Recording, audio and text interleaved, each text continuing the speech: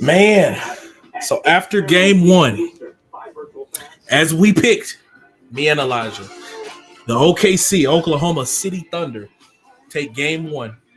They take a game one 1-0 lead, winning 114 to 88 over the Minnesota Timberwolves. As Elijah was reading off the box score, Shai Gilgeous-Alexander, the soon-to-be named MVP, finished with 31 points. He didn't shoot well in the first half, but then he came alive in the second half, 10 of 27 from the floor, playing 38 minutes, barely coming out of the game. He had 9 assists, so nearly a double-double. To compliment him well was Jalen Williams with 19 and 8. He had 5 assists as well. Chet Holmgren, came alive there in the third quarter, finishing with 15 and 7. Hartenstein had 12. Most of his points came there in the first half. Off the bench, Alex Caruso gave you 9. Kendrick Williams gave you 8.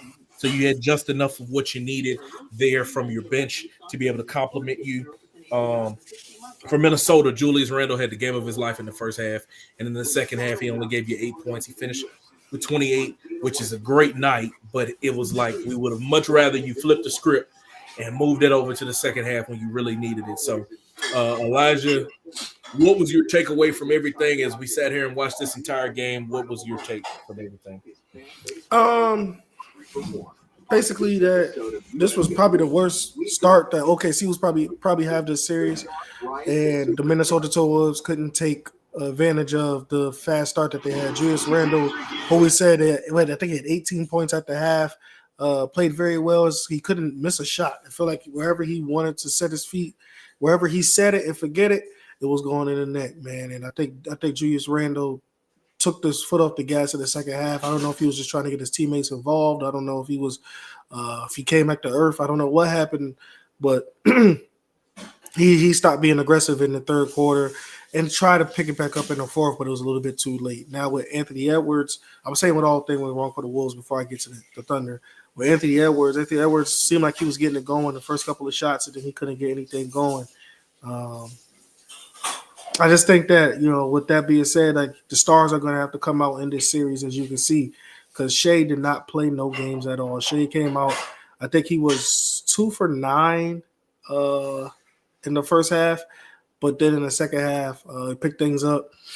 He's 2 for 9 with like 9 points. Then he finished the game with 31. That tells you how much he contributed in the second half. So the Thunder, all around him as well, was playing well with Chet Holmgren. He had a big half. Williams had a couple big threes.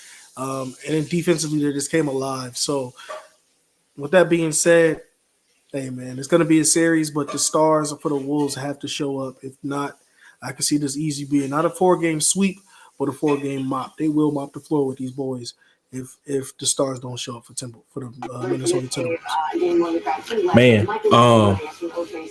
there's no doubt that the stars needed to show up for Minnesota. Julius Randle, like I said, had the game of his life in the first half, and you would have much rather to see that 20 points that he produced be in the second half when you really needed it. But credit to OKC. They have the number 1 defense in the league for a reason. They were able to force so many turnovers in this game, and that number was 17 for the Timberwolves, while OKC had 12. So they forced 17 turnovers, and then they were able to score a ton of points off of turnovers, which put them in the position to go on the run that they did in the third quarter, which ultimately broke Minnesota's back. A 17-2 run there in the third quarter. They outscored the Timberwolves 32-18, and that is what set them apart in this game. The defense that they played, the players around SGA stepped up until he was able to catch his footing. Because we've seen what he looks like once he catches fire. He wasn't playing at his best, and he still had double-digit points going into halftime. But then Jalen Williams got hot. Chet Holmgren finished with 15 and got hot. Hartenstein's 12 points was able to complement some of that along the way, even though he didn't do much for you there in the second half. But once Shai got it going, hey, man, that was it. So the West, since 2001, West teams are 16-1 when they start the series. 1-0 is what I'm seeing on SportsCenter right now. So for OKC to take that 1-0 lead right now, man, it's paramount. It's huge because now they have a couple of days. So today is Wednesday. No, today is Tuesday. They'll play again on Thursday, and they're going to come back out hungry. The whole framework of this game and where it really came down to me was there in that third quarter. That's what made the difference in this. I kept saying it throughout. I said as long as OKC is able to stick around, they will be able to win this game because a simple 10-0 run, 8-0 run is all they need to flip the script, and that's exactly what they did. They went on a 17-2 run in the third quarter, and they never looked back. Once they went on that run, like Minnesota was able to close in. I think they got back in with like 8 or 9 at some point in the game. Shai kept getting to the free throw line. He made Jaden McDaniels foul out. He had Ant-Man in trouble. And like I said, there was nobody contributing outside of Julius Randle because he had 28. Ant-Man had 18.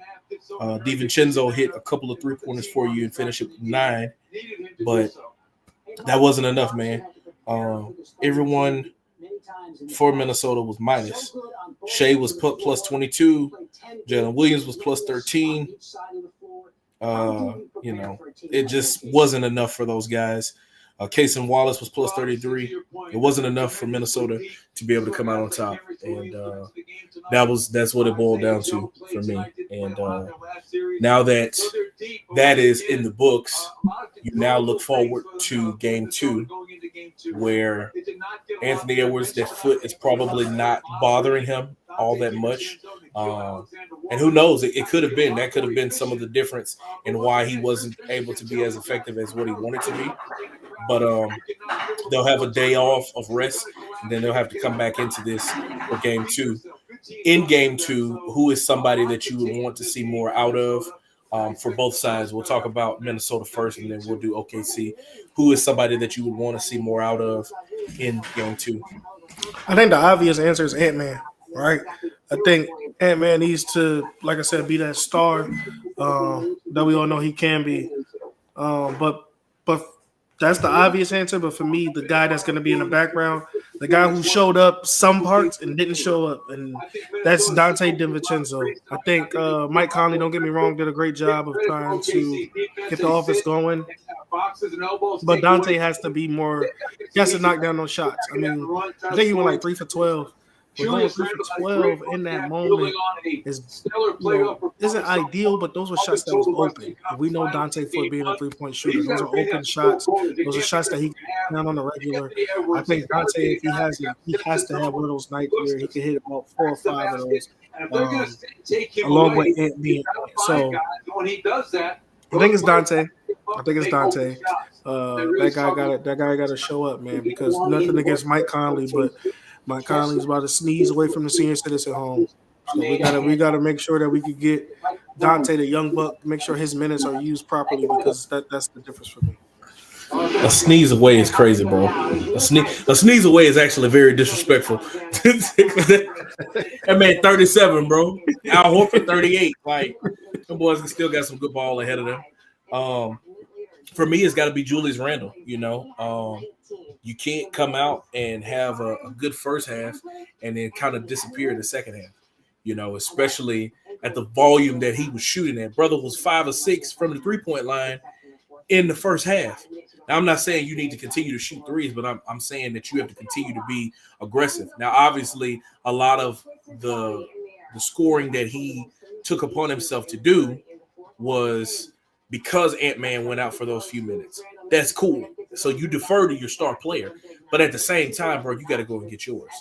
Like, I'm not saying that you got to go get 40, but if you had 20 in the first half, I need at least maybe 15 from you, and then being able to, help on the end where you're not turning the ball over. There were a couple of possessions where he held onto the ball a little bit too long, took shots late into the shot clock, and wasted possessions for them. So if Julius Randle can do a little bit better for them, I think that makes up a little bit of the lack that you had from Ant-Man, because maybe if he gives you another 4 or 5 points, if he can give you a couple better possessions and get the ball to Donte DiVincenzo and a couple of more guys, that can help a lot too. I'm also looking at somebody like a Nas Reed, who 6th man of the year. He only had 4 points. Again, I'm not asking you to come off the bench and score 30. But I need you to give me 12. We need some help. It can't just be Ant and Julius show. Because if Ant not hitting and Julius disappears, you have no points. You get outscored 32-18, and you lose the game by, how much was it? 114-88. So my quick math, that's 12. What's that? A 26-point loss that you end with? That's what happens. So you got to get more from your role players, and then you got to get more from Julius Randle. Now, when we talk about on OKC's side, obviously they did a lot of good things, but there were some moments in there where obviously they were still hanging around, but like you would want more out of some players. Who is somebody that you're looking at on their side that you're like, hey man, this is a 26-point win, but easily if Dante DiVincenzo gets off, Nas Reed gets hot, that this could be a completely different ball game where we need this person to step up. Chet, he stepped up, but Chet has to continue to play big in the paint because he got Rudy and Julius down there who's going to test them strength-wise and trying to see what they can do. Thank you. I think Chet needs to show up consistently throughout the series. Now, also, I know Shai came alive in the second half, but he got to make sure he doesn't have those cold moments because honestly, I think this game would have been blown out the water if he came out hot. If Shai came out hot, I think this game would have been probably a 30-point loss for the Timberwolves because Timberwolves to me didn't play that well. It was just that the Thunder weren't making their shots. So I think Shai get to a faster start and Chet being more consistent. We did get good looks. And then the Thunder are in good hands and they could roll out of this series pretty high flying and probably into the finals. If that happens. Like I said, our offense. Yeah, man. Hartenstein, gave you some good buckets very early on, and I would have liked to see a little bit more out of him there in the second half to give you an opportunity to continue to work Rudy Gobert, because especially some of the ways that like those free throw line shots that he was taking, that's forcing Rudy Gobert to come under the basket, which then opens up opportunities for Shai to attack the basket, for Jalen Williams to cut back door and get easy layups, for Chet Holmgren for you to do the high lows where you're at the top and you can, lob it up to him and he can get a dunk coming back door. I think if you get a little bit more out of him, and then like you said, also Chet being able to come alive a little bit sooner would help a ton for them.